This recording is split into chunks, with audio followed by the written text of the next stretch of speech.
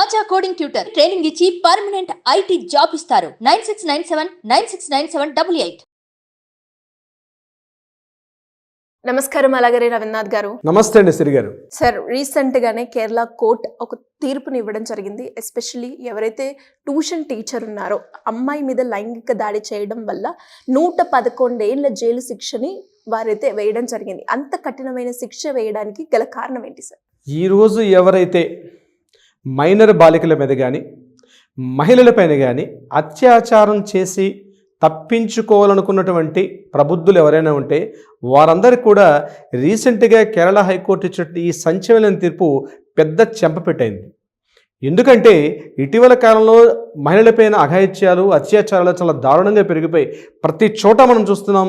ప్రతిరోజు పేపర్లో దీనికి సంబంధించిన న్యూస్లు వస్తున్నాయి, ప్రతిరోజు కథనాలు వినిపిస్తున్నాయి. అయితే చాలామంది ప్రజలకు అభిప్రాయం ఏంటంటే కోర్టుల్లోకి వెళ్తే ఈ కేసు త్వరగా పరిష్కారం అవ్వదు, తొందరగా రిజల్ట్ రాదు, దీనివల్ల అమ్మాయిలు చాలా మానసికంగా వేదన అనిపిస్తారు అని రకరకాల అభిప్రాయాలతో ఈరోజు ఏదైతే సోషల్లో ఉన్నారో అటువంటి వారికి ఇప్పుడు మనం చెప్పబోయే న్యూస్ నిజంగా న్యాయస్థానాల మీద ప్రతి ఒక్కరికి కూడా ఒక సత్వర న్యాయం జరుగుతుంది, ఆ అమ్మాయికి సరైన న్యాయం జరుగుతుంది అని చెప్పి ఒక అభిప్రాయం కలగడం నిస్సందేహంగా జరుగుతుంది. ఒక అభిప్రాయం, ఒక మంచి అభిప్రాయం కలిగే విధంగా నిన్న కేరళ హైకోర్టు జనవరి 1 ఇచ్చిన తీర్పు ఏదైతే ఉందో అద్భుతమైన తీర్పు ఇచ్చింది కేరళ హైకోర్టు. ఎందుకంటే చిన్న విషయం కాదు, ఒక మహిళ అఘాయిత్యం విషయం పరిధిలో అంటే విషయం వివరాల్లోకి వెళ్ళినట్లయితే 111 సంవత్సరాల కఠిన కారాగార శిక్ష విధించింది కేరళ హైకోర్టు.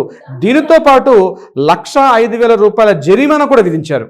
ఒకవేళ జరిమానా చెల్లించిన పక్షంలో మరొక ఏడాది పాటు జైల్లో ఉండేటట్టుగా కోర్టు అంత భయంకరమైన ఉత్తర్వు ఇవ్వడానికి కారణం ఏమిటి, ఎందుకు ఈ రకమైన జైలు శిక్ష చేయమని చెప్పి ఆ ప్రబుద్ధుడికి ఇవ్వడం జరిగింది అంటే ముఖ్యంగా ఈ సంఘటన కేరళ ప్రాంతం జరిగింది. మన దేశంలో కేరళ తెలుసు, అది కూడా అవసరమే. కాబట్టి కేరళ ప్రాంతం జరిగిన ఈ దుర్ఘటన ఏంటంటే ఇతడు యాక్చువల్గా ఈ 44 ఇయర్స్ ఇతను ఒక ప్రభుత్వ ఉద్యోగం అవుతూ ఉన్నప్పుడు కూడా ఇంటి దగ్గర ట్యూషన్ చెప్పేవాడు. ఇంటి దగ్గర ట్యూషన్ చెప్తూ ఇంటర్ విద్యార్థుడు ఒక అమ్మాయికి మ్యాథ్స్ ట్యూషన్ చెప్తా అని చెప్పి ఇంటి దగ్గర అమ్మాయిని పిలిపించుకుని ట్యూషన్ చెప్పాడు. ఈ తంతు మెల్లగా జరుగుతుండగా వీడు ఏం చేశాడంటే అమ్మాయి మీద కొద్ది రోజుల పాటు తెలియకుండా ఆ అమ్మాయికి భయపెడుతూ భయకంపితం చేస్తూ ఎవరికైనా చెప్తే నేను చంపేస్తానని చెప్తూ ఆ అమ్మాయి మీద ఒక అఘాయిత్యాన్ని కూడా చేయడం జరిగింది. అక్కడితో ఈ ప్రబుద్ధుడు ఆగాడా? ఆగలేదు. ఆ యొక్క కంప్లీట్గా ఫొటోస్ ఇమేజెస్ అన్ని కూడా మొబైల్లో తీసుకొని వాటిని గట్టిగా నువ్వు ఎవరికైనా చెప్పావంటే ఈ ఇమేజెస్ అంతా కూడా నేను ఫేస్బుక్లో కానీ పూర్తిగా సోషల్ మీడియాలో ప్రచారం చేస్తాను, మీ పేరెంట్స్ కూడా చెప్పకని చెప్పి ఇంకా గట్టిగా చెప్తే నేను చంపేస్తానని చెప్పి కూడా అతను ఆ అమ్మాయి మీద బెదిరింపులకు పాల్పడ్డాడు. ఇది తెలిసినట్టు నా అమ్మాయి ఏం చేసిందంటే ట్యూషన్కి వెళ్ళమని చెప్పి పేరెంట్స్ ఎంత ప్రోద్బలం చేస్తున్నా కూడా నేను ఆ ట్యూషన్కి వెళ్ళను, ఆ మాస్టర్ దగ్గరికి వెళ్ళని చెప్పి ఆ అమ్మాయి వెనుకడిగేసింది. ఎందుకు ఇలా మా అమ్మాయి ఈ రకంగా చేస్తుంది అని చెప్పి పేరెంట్స్ కాస్త విషయ వివరాల్లోకి వెళ్ళినట్టయితే ఈ సంఘటన జరిగినట్టుగా పూర్తిగా తెలిసింది. వెంటనే ఏం చేశారంటే దగ్గరలో ఉన్న పోలీసులను సంప్రదించడం, పోలీసులు ఇమీడియట్గా ఎంక్వైరీ చేయడం కూడా జరిగింది. అయితే ఈ సంఘటన జరిగింది 2019లో ఈ సంఘటన జరిగింది. అయితే పోలీసులు అప్పటి నుంచి చేశారు. అయితే ఇతను ఏం చేశారంటే నేను ఏదైతే అమ్మాయి మీద అఘాయిత్యం చేశానో అది నేను ఆ రోజు అక్కడ క్షణంలో నేను లేను, నేను అమ్మాయికి బెదిరింపులు పాల్పడలేదు, కేవలం అమ్మాయి కావాలని లెక్కలు నేర్చుకునే విధంగా నేను తప్పించుకోవడం కోసం చెప్పి అమ్మాయి ప్రయత్నం చేస్తుంది నేను సచివుని చెప్పి ఎన్నో సందర్భాల్లో కూడా అతను తప్పించుకునే ప్రయత్నం మీద లోవర్ కోర్టులో వెళ్ళినప్పుడు కూడా జరిగింది. అయితే దీని మీద పోలీసుల యొక్క విచారణ రియల్లీ హ్యాట్స్ ఆఫ్ అని చెప్పొచ్చు. పోలీసులు చేసిన విచారణ ఏదైతే ఉందో అద్భుతమైన విచారణ చేశారు. ఆ ఏదైతే అమ్మాయి చెప్తున్నటువంటి సంఘటన ఏ రోజు జరిగిందో ఆ అమ్మాయిని పిలిచి ఇంట్రాగేషన్ చేశారు. ఆ అమ్మాయిని పిలిపించిన తర్వాత ఆ మొత్తం రికార్డ్ అంతా కూడా ఒక చార్జ్ షీట్ ఫైల్ చేశారు. అద్భుతంగా ఆ టైంలో ఇతను ఎక్కడున్నాడు, అతను మొబైల్ ట్రాక్ చేశారో ఆ మొబైల్ సందర్భంలో సిగ్నల్స్ ఆధారంగా ఆ యొక్క ఏదైతే ఆ సిగ్నలింగ్ వ్యవస్థ ద్వారా ఇతను ఆ టైంలో ఎక్కడున్నాడు అన్నది కూడా ట్రేస్ చేసి పూర్తి సాక్ష్యాధారాలు సేకరించి పూర్తిగా ఆ హైకోర్టు ముందు పెట్టడం జరిగింది. ఇదంతా విన్నటువంటి న్యాయమూర్తి గారు ఏం చేశారంటే ఇది చాలా ఘోరమైనటువంటి నేరం. ముఖ్యంగా ఒక మైనర్ బాలిక, ఇంటర్ చదువుతున్న అమ్మాయి, ఒక మైనర్ బాలిక, ముఖ్యంగా ఆ మైనర్ వస్తున్న అమ్మాయి యొక్క మానసిక ఆ టైం మీద ఆ సమయంలో ఆమె మీద ఇటువంటి దాడులు జరిగితే తప్పనిసరిగా ఆమె యొక్క మానసిక స్థితి మీద కూడా భవిష్యత్తులో చాలా డ్యామేజ్ అవుతుందని ఉద్దేశించి ప్రత్యేకంగా ఏం చేశారంటే అతన్ని పూర్తిగా ఇదిగా నేరం చేయడం అనేది ప్రధాన తప్పు. చేసిన తర్వాత ఆ నేరం తప్పించుకోవడం కోసం చెప్పి అతను రకరకాల మార్గాలు అనుసరించి కోర్టుల్ని పోలీసుల్ని కూడా తప్పుదోవ పట్టించడానికి తీవ్రంగా పరిగణించింది, తీవ్రమైన దోషంగా పరిగణించింది ఈవెన్ ఆ కేరళ హైకోర్టు. ఇమీడియట్గా ఏం చేశారంటే అతనికి నిన్న జనవరి 1 నాడు కంప్లీట్గా ఫైనల్ జడ్జిమెంట్ తీర్పిచ్చారు.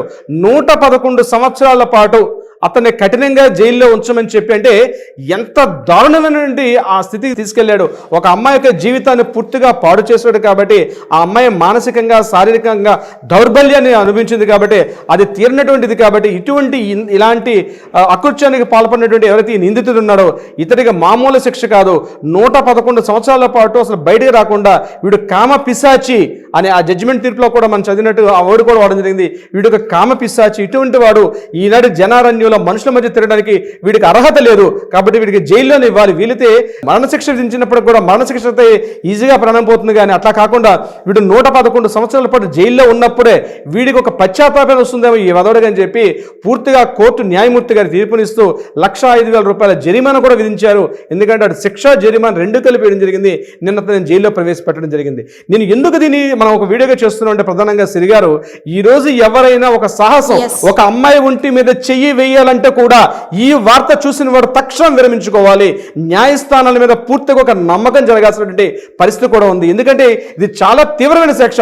ఒక మైనర్ బాలిక కావచ్చు, ఒక మహిళ కావచ్చు, ఒక మహిళ మీద చెయ్యి వేయాలన్నా, ఆమె మీద తప్పుడుగా ప్రవర్తించాలన్నా, ఒక తప్పుడు ఉద్దేశంతో ఆమెను ఏమైనా చెయ్యాలనుకున్నా ఇమ్మీడియట్గా అటువంటి వాడికి చెంపపెట్టు కావాలంటే మన భారతదేశంలో కూడా చట్టాలు న్యాయాలు ఉన్నాయి.